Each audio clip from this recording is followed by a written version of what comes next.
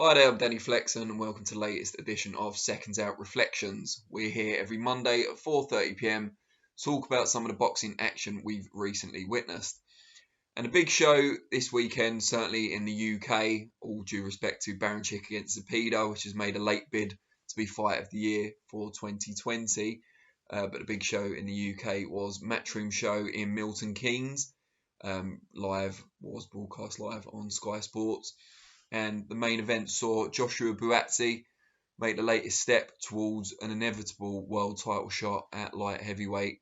The Olympic bronze medalist stayed unbeaten at 13-0, 11 inside schedule, for getting past a tougher than expected challenge, or at least what was widely expected, against Marko Calic of Croatia. And it's led to a number of questions and criticism, actually, for Buatsi, probably on a large scale for the first time in his professional career. He's been widely touted as a can't-miss prospect for some time now. Low-key, not flashy, but very efficient in the ring, clinical, poised. And I think most people were surprised by how effective Calic was, especially early on last night. Buatsi eventually got the stoppage. I think it was in round 7, with Calic's corner looking almost ready to surrender. The corner man had the white towel in his hand ready to chuck it in when the fight was stopped after Calic had been down once under pressure rather than one heavy shot putting him to the floor. But before all that, Buatsi had struggled a little bit, laboured early on. Part of that can be attributed to the fact he hadn't been in the ring for over a year due to the COVID pandemic and so on. And this was his big return, maybe needed some time to shake off the ring rust. But Calic was very effective with his fast hands, especially very, very good hand speed and good head movement as well. He seemed very loose, confident, relaxed in there, as opposed to Buatsi, who seemed quite tense, rigid in the shoulders at times. And I don't know, we've never really talked much, or generally I haven't heard much talk of Buatsi's lack of upper body movement, lack of head movement and flexibility. Maybe it's not been apparent so much in previous fights, but he proved a bit of a contrast to Calic, who was altogether more languid, I think it's fair to say. And he certainly won a couple of the first 6 rounds, I'd say. Buatsi had a really good first, I thought, pumping out that stiff jab. But after that, Calic really grew into the fight, waited for Buatsi to attack, and then countered cleverly and quickly with 2s and 3s. And Buatsi, I think the biggest thing that struck me from a negative standpoint is that Buatsi looked quite uncomfortable under that sort of pressure. As we said, he was quite rigid, didn't really move his head much, preferred to tuck up and wait for the storm to subside, which it always did.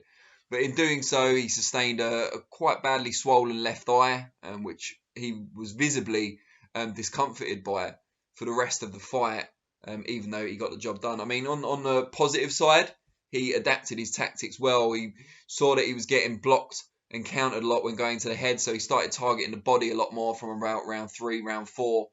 And that paid dividends because not only did it was he more effective, was he more accurate and able to land to the body, but he managed to slow down his opponent as well. And his opponent obviously had that speed advantage.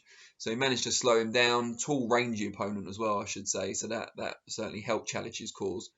But yeah, took the wind out of his sails a bit with those body shots and then began switching to the head again as the fight wore on before really putting the pressure on. I think towards the end of round 5, I think it was, he broke through with his first real sustained attack of the fight. And then at the beginning of round 7, I believe, was when he finished the job. So definitely more positives than negatives, but stuff to work on.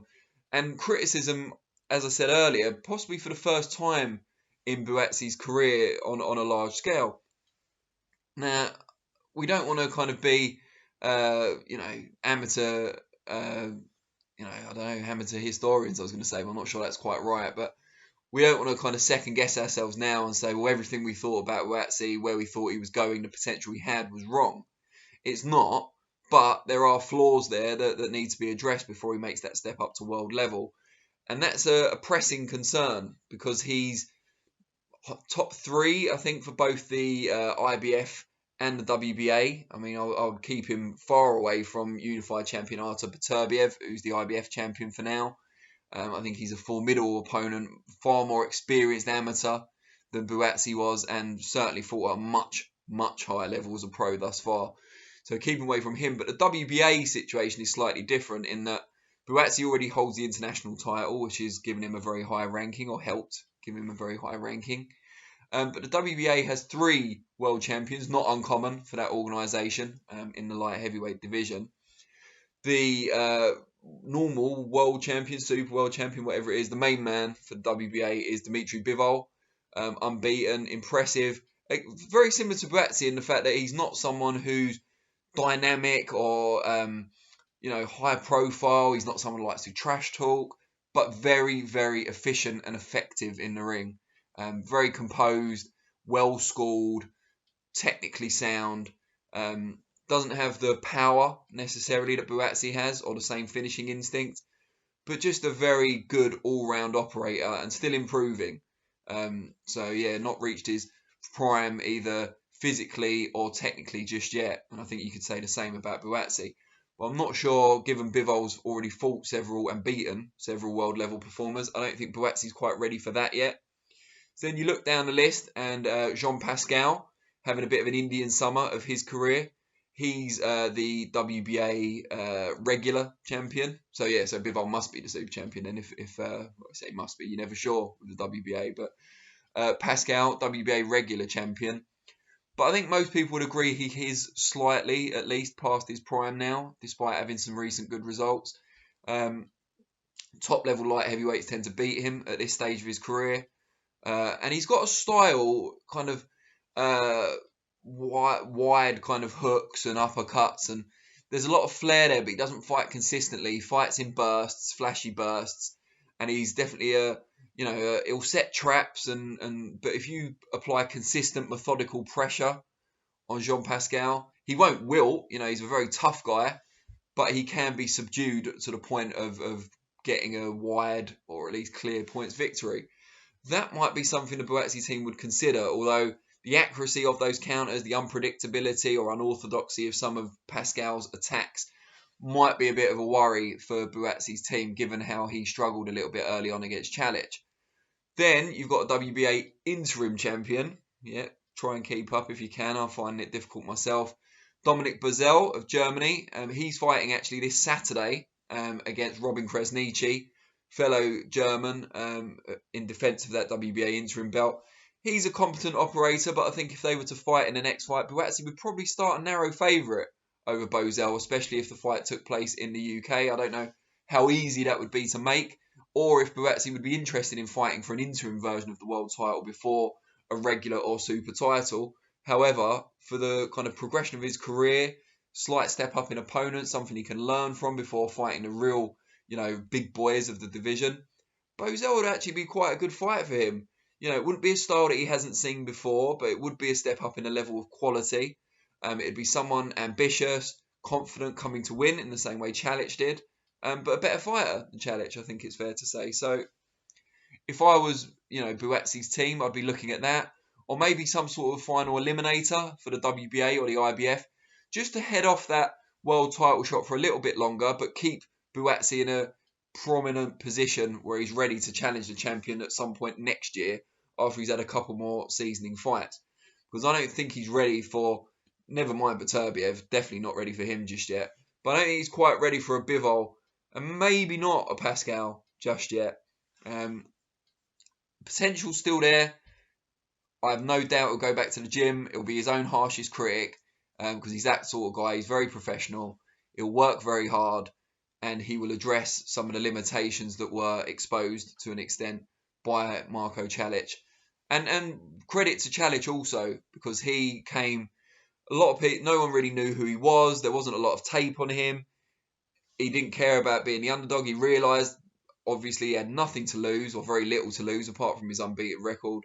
And he went in there and he gave his absolute best. And there were times when it looked like the fight was in the balance. Ultimately, the better man won. But Calic can build from that. He can learn himself. And he could go on to do things in the sport still. He was a good amateur and he could go on to do things as a pro. Now, before I check out, just want to say congratulations as well to Chantelle Cameron. She became Northampton's first ever world champion on the bill, which is no small feat, beating Adriana. They said Araujo. I don't know if it's Araujo or Rojo. Maybe I was pronouncing it wrong for most of last week. Can't be doing much about that now. But yeah, clearly beat her on points. Won every round for all three judges, and is now the owner of the WBC Super Lightweight title. She'll grow with the championship, and we'll see her in more exciting fights. It was a very disciplined performance from Cameron. Boxed circles around an Olympic bronze medalist, which is nothing to be sniffed at. But it must be said that Araujo came in, as we know, at the weigh-in 5 3/4 pounds over the championship limit of 140, and she looked, her performance reflected the lack of training that had clearly led to that, coming in overweight, because she was very slow, ponderous, looked like she was walking through treacle at times, and just never really got close to Cameron after the first couple of rounds. Tired after the halfway point as well and faded. And Cameron just stayed on her toes, picked her shots nicely, and never got greedy. Stayed very disciplined. So well done to her, and also to everyone else on the bill. I did a fight review last night, so if you want to know more about the undercard, have a look at that on the channel. And there's also a fight report for people that prefer to read rather than watch and listen. There's also a fight report on SecondsOut.com. But yeah, so that's my views on Buatsi and where he goes next. I'd like to know what you guys think. Who'd be a good next opponent for him? I haven't even mentioned Anthony Yarde, of course, so some people might have some opinions on that showdown. But let us know what you think's the best next move for Buatsi, what you learned about him from Sunday night's performance. Tricky to remember there on Sundays sometimes. And what you think he needs to work on, how you assess his performance, especially given the time out of the ring as well. I'll respond to some of the comments, and I will be back, unless there's any breaking news between now and then. I'll be back on Thursday for ReFLEXions, where we'll look ahead to the weekend's action, which includes Liam Williams against Andrew Robinson on a Frank Warren BT Sports show. As always, I really appreciate your time, and I will see you all soon. Cheers.